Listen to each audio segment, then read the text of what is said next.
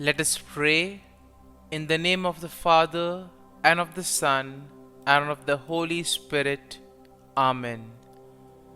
O Jesus, through the Immaculate Heart of Mary, I offer you my prayers, works, joys, and sufferings on this day for all the intentions of your Sacred Heart, in union with the holy sacrifice of the Mass throughout the world, in reparation for my sins, for the intentions of all my relatives and friends, and in particular for the intentions of the Holy Father. Amen. The intentions of the Holy Father for the month of June. For the abolition of torture. We pray that the international community may commit in a concrete way to ensuring the abolition of torture and guarantee support to victims and their families.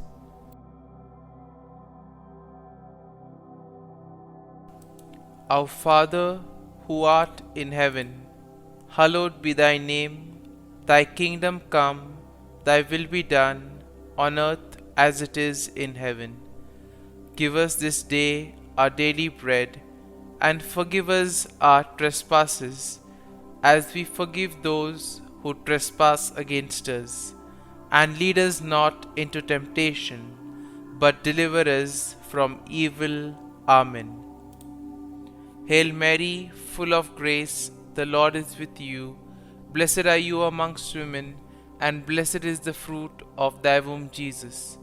Holy Mary, Mother of God, pray for us sinners, now and at the hour of our death. Amen.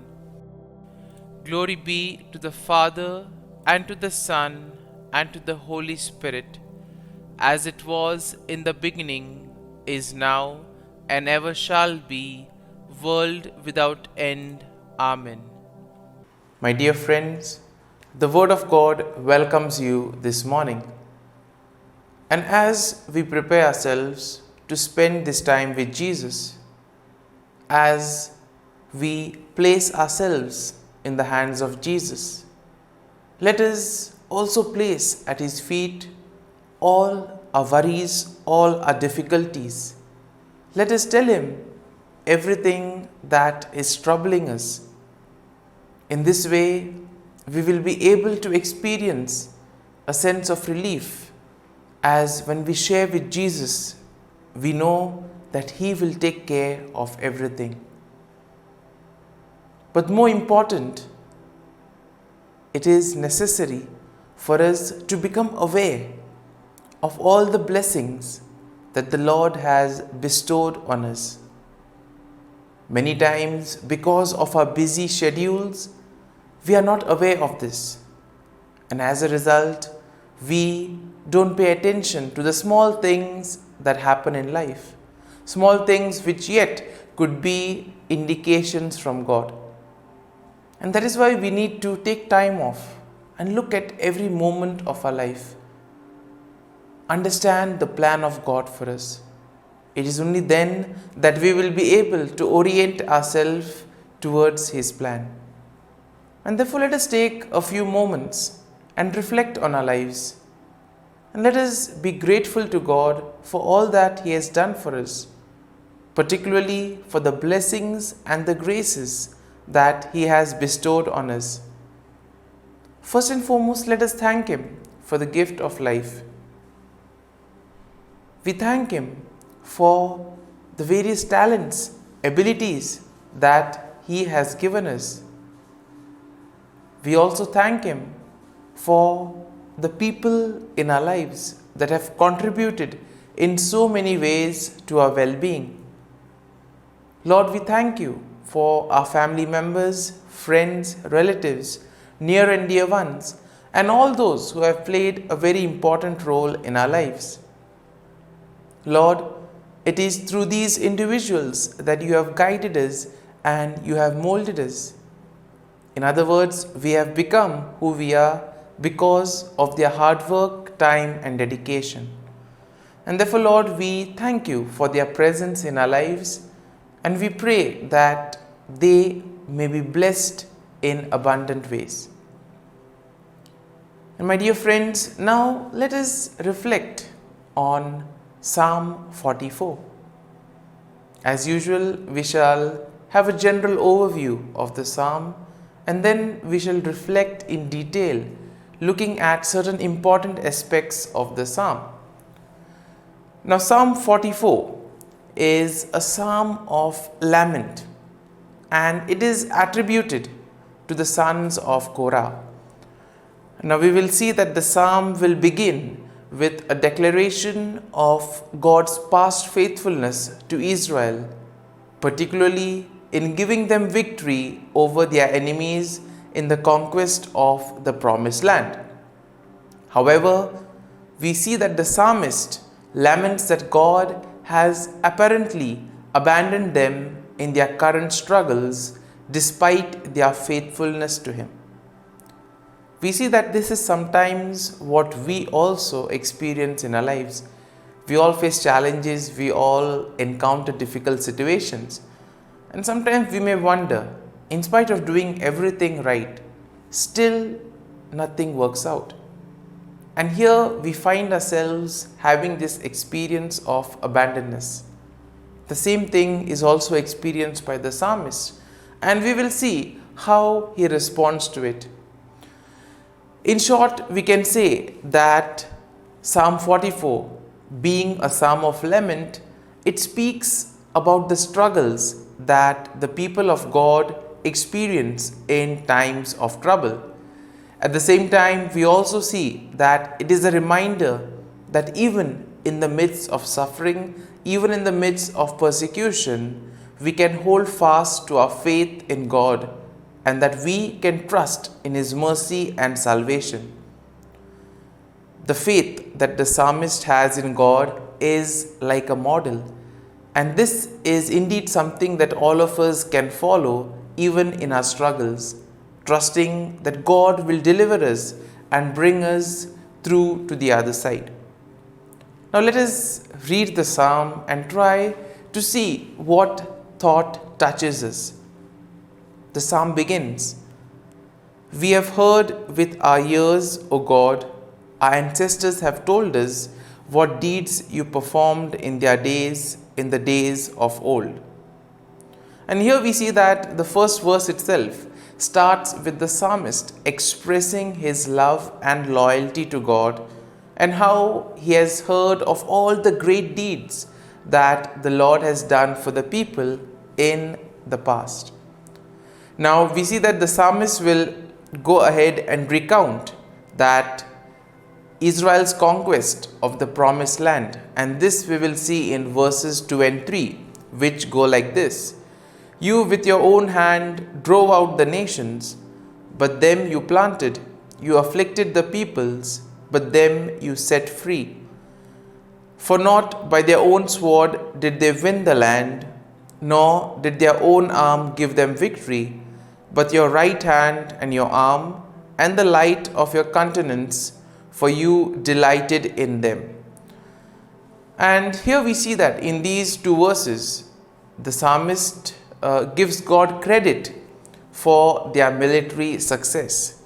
The psalmist speaks of how God was their hope and their glory, and how their trust in Him gave them victory over their enemies.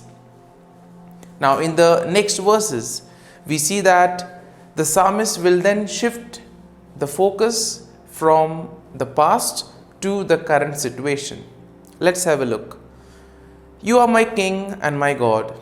You command victories for Jacob. Through you we push down our foes. Through your name we tread down our assailants. For now in my bow do I trust, nor can my sword save me. But you have saved us from our foes and have put to confusion those who hate us. In God we have boasted continually, and we will give thanks to your name forever." Now, in verse 4 to 8, we see that the psalmist speaks of how God has rejected them and allowed them to be defeated by their enemies. And here we can see a sense of abandonment, something that all of us experience in those difficult moments when nothing seems to be going according to plan, in those moments where everything seems to be an impossible challenge. And the psalmist declares that in spite of all this, they have not abandoned their faith in God. On the contrary, they have been made a reproach among their neighbors. They have become a laughing stock, and people mock them for their trust in God. And this is another familiar sight which many would experience, that sometimes people do tend to mock us when things do not go. Now, we see that the psalmist then continues to plead his case before God in verses 9 to 16, which we will now read. Yet you have rejected us and abased us, and have not gone out with our armies. You have made us turn back from the foe, and our enemies have gotten spoil. You have made us like sheep for slaughter, and have scattered us among the nations. You have sold your people for a trifle, demanding no high price for them. You have made us the thought of our neighbors, the derision and scorn of those around us. You have made us a byword among the nations, a laughing stock among the peoples. All day long my disgrace is before me, and shame has covered my face. Now here we see that the psalmist asks God as to why he has abandoned them, and in a way he begs for his mercy and salvation. We see that the psalmist asks God to remember his covenant and also to deliver them from their enemies. And in this way we see that he describes their suffering and asks God to intervene and save them from their plight. Now, in the following verses, in verse 17 to 22, once again we see that the psalmist will emphasize their loyalty to God and the righteousness of their cause. He will remind God that they have not turned away from God and have remained faithful even in the face of persecution. And it is at this moment that the psalmist also declares that they have not forgotten God's name and that they have not worshipped other gods. Finally, in verses 23 to 26, we see that the psalmist will end the psalm with a plea for God's mercy and deliverance. He will acknowledge that only God can save them from their enemies, and therefore he begs God to intervene. And therefore the psalm ends with the psalmist declaring his faith in God and his hope for salvation. Now, as we have reflected and meditated and heard the psalm in detail, let us now close our eyes at this morning hour and let us thank the Lord. Let us praise the Lord. Let us glorify the Lord. Loving Father, you have given us this time in the morning. You have been gracious to us. You have given us your Son, Jesus Christ, who has cleansed us from our sins. He has taken away all our sins and has given us new life. Lord, as you have given us the Holy Spirit, we ask you, Lord, to bless us and to protect us. For all the blessings and graces that you have showered on us, we thank you, Lord. We praise you. We bless you. You have protected us and you have guarded us all through the night. And you have given us this morning hour. You have given us good health of mind and body. For all these blessings, Lord, we praise and we thank you. And we ask you that whatever activity we may do today, that you may always be there with us, guiding us, protecting us, leading us at every step of the way. And now, my dear friends, let us spend a few moments in silence, reflecting on the psalm and trying to see what verse touched us. Try to recall or recollect a thought that touched you. And that will help you to make this psalm personal. All of us can relate to the psalm, as all of us have gone through difficult moments in our lives. How can the psalm help us to change our attitude? How can the psalm help us to still grow in our faith and trust in the Lord? Let us spend a few moments and let us ask the Lord for the grace that our faith may be strengthened, that when there are troubles and challenges in our lives, we may place our faith and trust in Him.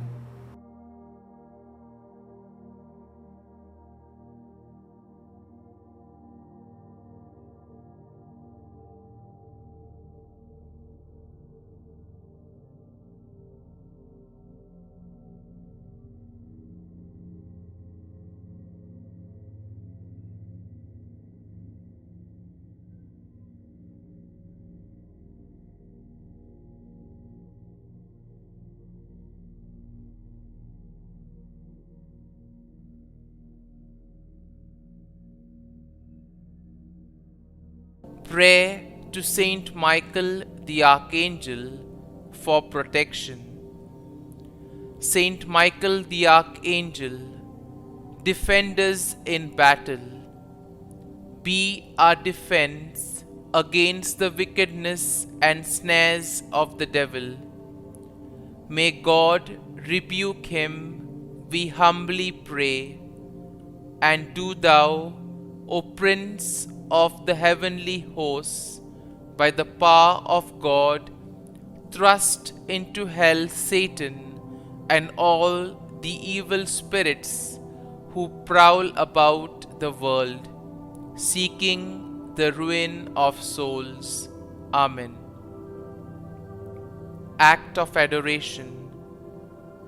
O Sacrament most holy, O Sacrament divine, all praise and all thanksgiving be every moment thine.